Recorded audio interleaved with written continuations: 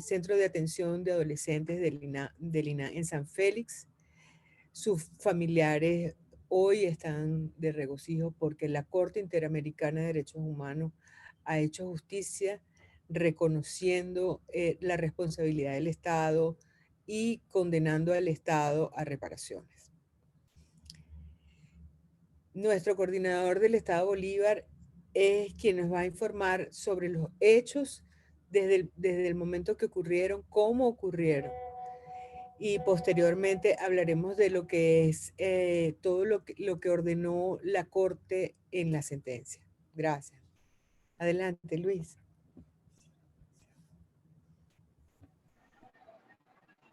Bueno, muy buenas tardes para todos nuestros apreciados amigos periodistas, para todos nuestros amigos a nivel nacional e internacional que se hacen presentes en esta rueda de prensa, a todos los coordinadores del Observatorio Venezolano de Prisiones y a los familiares de las personas o de los adolescentes fallecidos el pasado 30 de junio del año 2005 en las instalaciones del Centro Integral Monseñor Juan José Bernal, centro ubicado en la en Ciudad Guayana, municipio autónomo Caroní, específicamente en San Félix, un sector denominado Guayparo, donde para el 30 de junio del 2005 fallecieron 5 adolescentes y las causas de la muerte son asfixia mecánica, sofocación y quemaduras de tercer grado en el 90% de su cuerpo. De ahí, pues, el Observatorio Venezolano de Prisiones inició una lucha por los familiares. Al principio, los familiares no creían, pues, en el trabajo que venía realizando el Observatorio Venezolano de Prisiones, pero con el tiempo se dieron cuenta de que el trabajo del Observatorio Venezolano de Prisiones era un trabajo con transparencia, con seriedad y sobre todo con mucha responsabilidad. Desde hace 15 años el Observatorio Venezolano de Prisiones ha luchado porque se garanticen y se respeten los derechos humanos, especialmente de las personas privadas de libertad y con respecto al caso del INAH de San Félix. Por este hecho fallecieron los adolescentes José Gregorio Mota, Gabriel de Jesús Llanes, Rafael Antonio Parra, Cristian Molina y Joan Correa. Todas estas personas se encontraban recluidas para el 30 de junio del año 2005, donde, lamentándolo mucho, pierden la vida siendo investigados por parte del Ministerio Público, su director, el señor Nerio Antonio Romero, los guías José Luis Chirinos, Francisco Javier Gómez y también se encontraba para ese momento la auxiliar de servicio, la señora Brígida Hurtado. Desde el año 2005 se inició la investigación donde, lamentándolo mucho, no se pudieron hacer muchas cosas dentro del INAH en San Félix. El tema para prevenir los incendios carece esta institución de dichos medios y igualmente para ese momento los bomberos municipales de Caroní tampoco contaban con todos los mecanismos suficientes para poder sofocar incendios. Y bueno, esa fue una de las razones que llevó al observatorio a realizar todas las gestiones ante el Ministerio Público, solicitando múltiples diligencias de investigación, logrando que el Ministerio Público presentara formal acto de acusación en contra de las personas que estaban siendo investigadas, pero lamentándolo mucho, conseguimos respuesta por parte de la justicia a nivel internacional, ya que tuvimos la información, pues, de que el pasado viernes la Corte Interamericana de Derechos Humanos declaró responsable al Estado de Venezuela por esos hechos que ocurrieron para el año 2005. Y cuando digo que lamentablemente conseguimos respuesta a nivel internacional, es porque aquí en Venezuela y específicamente en Puerto Ordaz, en el Palacio de Justicia de Puerto Ordaz, donde se lleva a cabo el proceso judicial, que nos encontramos a la espera de un juicio oral y público. Es lamentable informar que aún no hay una sentencia definitivamente firme por parte de los tribunales de Venezuela. Aún no tiene fecha para la continuación del juicio. Los familiares de alguna manera se han visto demasiado preocupados por esta situación, pero bueno, estamos insistiendo. Las últimas actuaciones de este caso es que el expediente del caso del INAN fue pasado a un tribunal en funciones de juicio itinerante, pero lamentándolo mucho, para antes del inicio de la pandemia del COVID-19, estos tribunales cesaron sus funciones en el estado Bolívar y en los actuales momentos este caso no posee juez, no tiene un tribunal que lleve a cabo el presente juicio.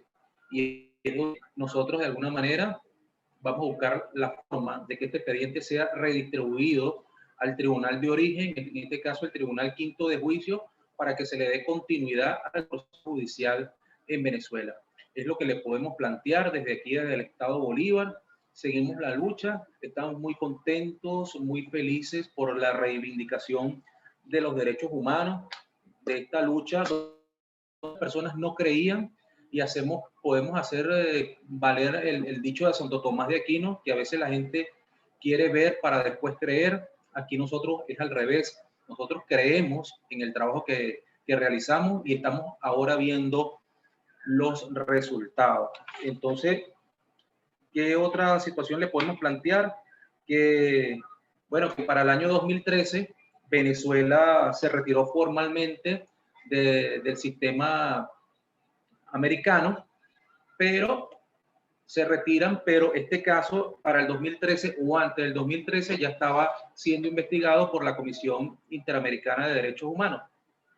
Y bueno, esperemos que esto sea una lección para todos, para el Estado, para los familiares y para todo lo que es el sistema de justicia, para que sean garantizados los derechos de todas las personas privadas de libertad en Venezuela, tanto hombres, mujeres y adolescentes. Es más o menos la dinámica que le podemos plantear desde aquí, del Estado Bolívar, que aún tras 15 años de espera seguimos avanzando en pro de obtener una sentencia en el caso de los adolescentes del INAN, donde han transcurrido más de 15 años a la espera de un proceso judicial aquí en Venezuela.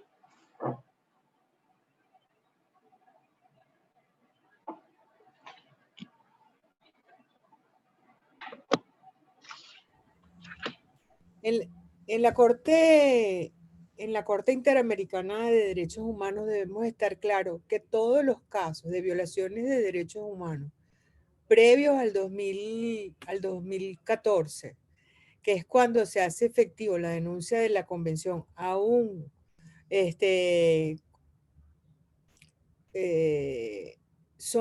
tienen responsabilidad y pueden ser revisados y vistos tanto por la comisión como por la Corte. También debemos hacer notar que a través del gobierno interino se volvió al sistema y se nombró un embajador en el sistema de Naciones Unidas, en el sistema de la OEA, que es el doctor Tarre, y por tanto también tenemos presencia ahí. Eso es algo que hay que aclarar para que sepamos cómo se estamos manejando. Pero con respecto a esta sentencia, tenemos que decir que este es un caso que se ha llevado durante 15 años. En Venezuela, lamentablemente, hubo más de 60 diferimientos. No hay un juicio. Hubo unos imputados, pero hasta ahí llegó. Fuimos hasta la Comisión Interamericana, llevamos este caso, la comisión lo consideró, hizo informe de fondo y fue pasado a la Corte. La Corte lo admitió. Y hemos estado durante todos estos años junto con la comisión, que es parte también actuante o parte actora en el juicio, y llevando todo lo que es la sustanciación del juicio ante la Corte Interamericana de Derechos Humanos. También debemos indicar que aquí contamos con la colaboración de 2 bufetes pro bono de Estados Unidos, el Cyrus Van Center y el Wyan Case, quienes fueron nuestros colaboradores en todo este largo trajinar ante la Corte. Hay algo que también tenemos que decir, que la pandemia afectó la audiencia pública de este juicio, porque estaba prevista que se realizara a finales de marzo y con la declaratoria de pandemia pues fue suspendida. Sin embargo, pudimos obtener de parte de la Corte que las víctimas fueran escuchadas por vía virtual. Realmente, primera vez que lo hizo la Corte, lo hizo en otro caso que lleva también el observatorio, como el caso Vista Hermosa, y en este caso las dos, una hermana y la abuela de uno de los adolescentes, fueron escuchados personalmente por los 13 jueces. También debemos aclarar que durante el juicio el Estado no se hizo presente porque ellos se hicieron responsables. Eso es lo que se allanaron, es decir, pero no reconocen ningún tipo de reparación. Sin embargo, nosotros no aceptamos esa situación y seguimos litigando a los fines de que no solamente era aceptar su responsabilidad en los hechos, sino que hay reparaciones que hacer y hay cosas que tiene el Estado que hacer y por las cuales son responsables.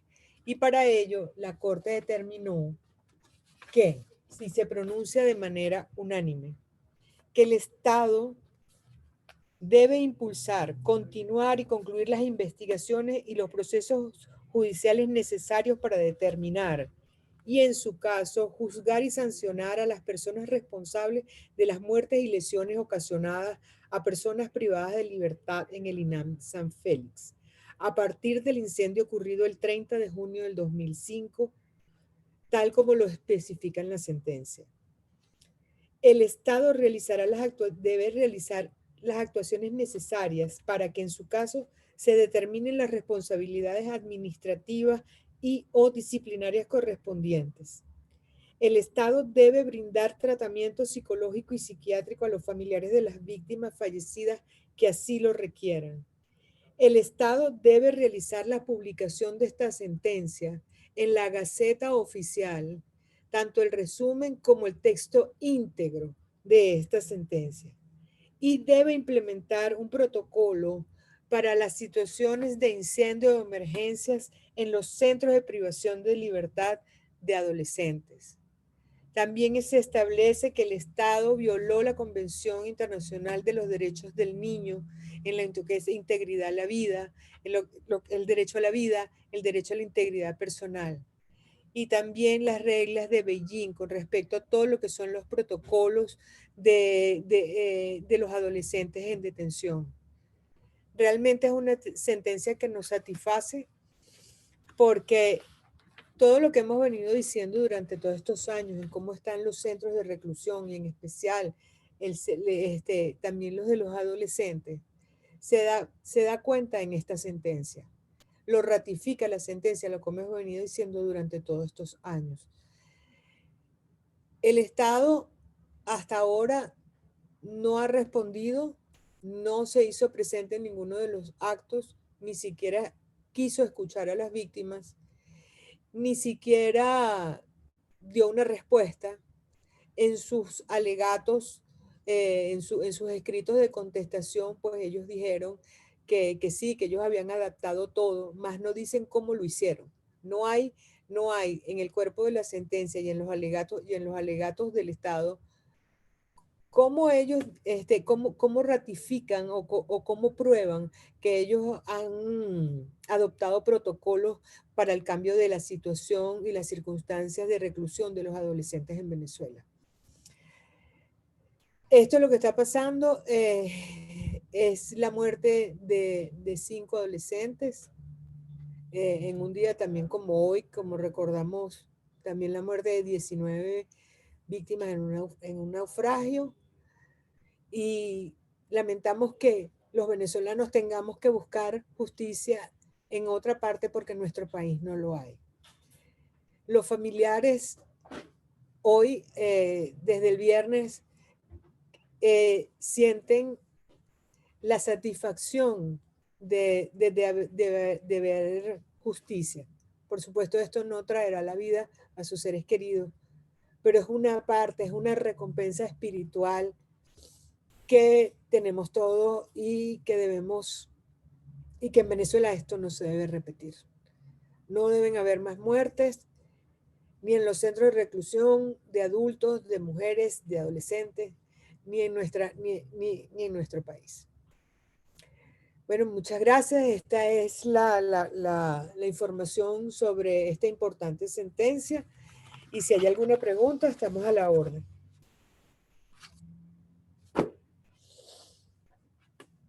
Si alguna persona quiere hacer una pregunta, puede levantar la mano y lo autorizaremos a encender sus micrófonos.